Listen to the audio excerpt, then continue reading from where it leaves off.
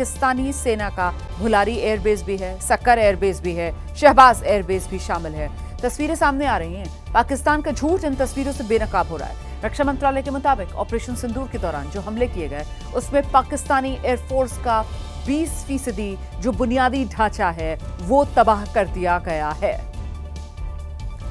तो ये तस्वीरें जिस वक्त ये धमाके हो रहे थे पाकिस्तान के एयरबेसेस पर, उस वक्त की तस्वीरें भी मैं आपको दिखा रही हूं। ऑपरेशन सिंदूर में पाकिस्तान को भारी नुकसान हुआ है। भारतीय सेना पहले ही अपने पराक्रम से पाकिस्तान को घुटनों पर लाने के सबूत दे चुकी और अब पाकिस्तान की तबाही की कुछ और सैटेलाइट तस्वीरें सामने आई।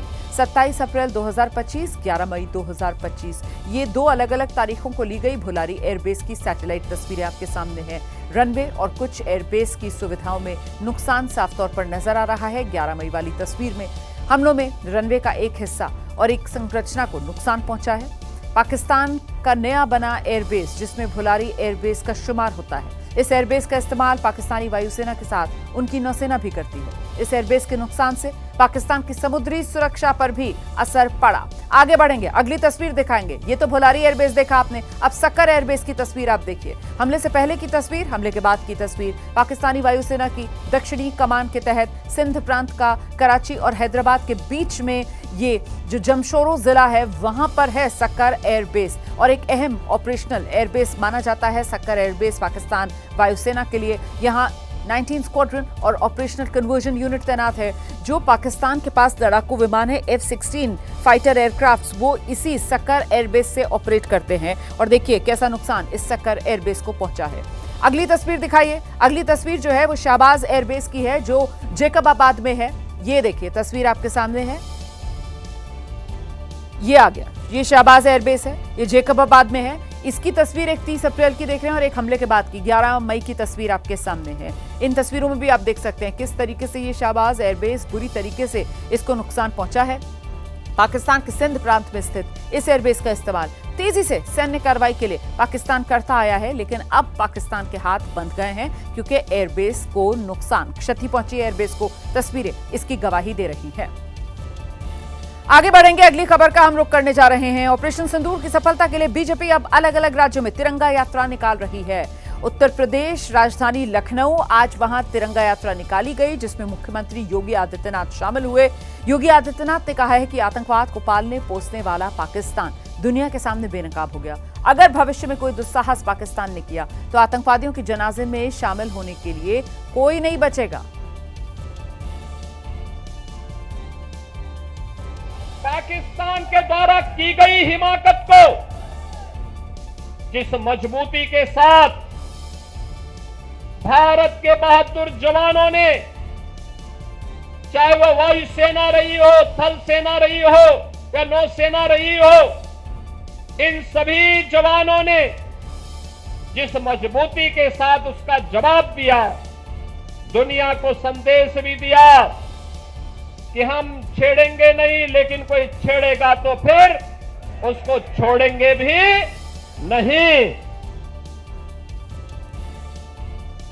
आगे बढ़ेंगे, अगली बड़ी खबर दिल्ली से है। दिल्ली में सीसीएस की बैठक इस वक्त चल रही है। प्रधानमंत्री नरेंद्र मोदी की अध्यक्षता में बैठक हो रही है। सीसीएस की बैठक के बाद अब कैबिनेट की बैठक भी होनी है और देखिए सीजफायर के बाद ये पहली बार है जो कैबिनेट की बैठक होगी।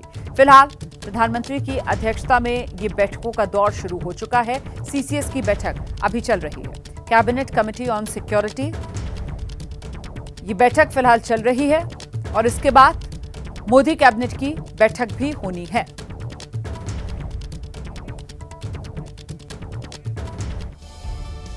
और ऐसे में अब कैबिनेट की जो बैठक होगी उसमें बात किस मुद्दे को लेकर होगी, उसमें फैसले क्या लिए जाएंगे, इस पर जितनी देश की नजर है उतनी ही निगाहें पाकिस्तान की। वो पाकिस्तान जिसे हिंदुस्तान ने ऑपरेशन सिंदूर के जरिए धूल चटा दी और कल ही प्रधानमंत्री नरेंद्र मोदी ने बॉर्डर पर खड़े होकर पाकिस्तान को दी है अंतिम चेतावनी।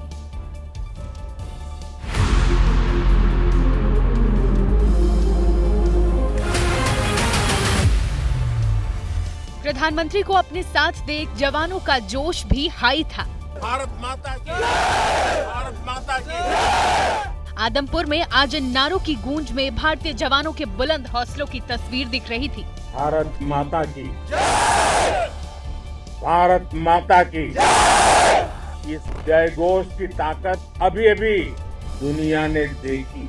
जब भारत के सैनिक मां भारती की जय बोलते हैं तो दुश्मन के कलेजे कांप जाते हैं। देश के प्रधानमंत्री खुद जवानों के साथ नारे लगा रहे थे। वंदे वंदे वंदे।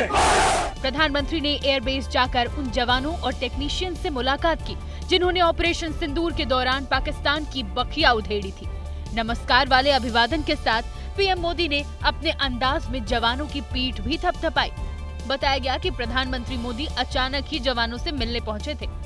मैं आज सुबह सुबह आपके बीच आया हूँ आपके दर्शन करने के लिए। जब वीरों के पैर धरती पर पड़ते हैं तो धरती धन्य हो जाती है। सुबह 7:15 पर वो दिल्ली से पंजाब के आदमपुर के लिए निकले। वहां जाकर प्रधानमंत्री मोदी 1.5 घंटे तक एयरबेस में मौजूद रहे। प्रधानमंत्री आवास से एयरपोर्ट तक कोई रूट नहीं लगाया गया था, यानी बिना किसी पूर्व सूचना के ही प्रधानमंत्री ने अचानक जवानों से मिलने का फैसला लिया। जब आदमपुर एयरबेस प्रधानमंत्री नरेंद्र मोदी पहुंचे तो लाहौर से फासला 130 किलोमीटर का था। इस दौरान उन्होंने न सिर्फ देश के वीर जवानों का हौसला बढ़ाया बल्कि उन्हें ये विश्वास दिलाया कि पूरा देश उन पर गर्व कर रहा है। जब प्रधानमंत्री मोदी जवानों को संबोधित कर रहे थे तब पूरा माहौल भारत माता की जय के नारों से गूंज रहा था। पीएम ने एयरबेस में मौजूद जवानों को उनकी उपलब्धि गिनाई। आज से अनेक दशक बाद भी जब भारत के इस पराक्रम की चर्चा होगी तो उसके सबसे प्रमुख अध्याय आप और आपके साथी होंगे। महाराणा प्रताप के वीर घोड़े पर लिखी गई पंक्ति को उन्होंने सैनिकों के नाम समर्पित किया। कौशल दिखलाया चालों में, कौशल दिखलाया चालों में, उड़ गया भयानक भालों में, निर्भीक गया वह ढालों में, सरपट दौड़ा करवालों में। हिंद की सेना की ललकार के आगे पाकिस्तानी फौज कैसे गीदड़ों की तरह बचती रही, इसका उदाहरण भी पीएम ने बताया।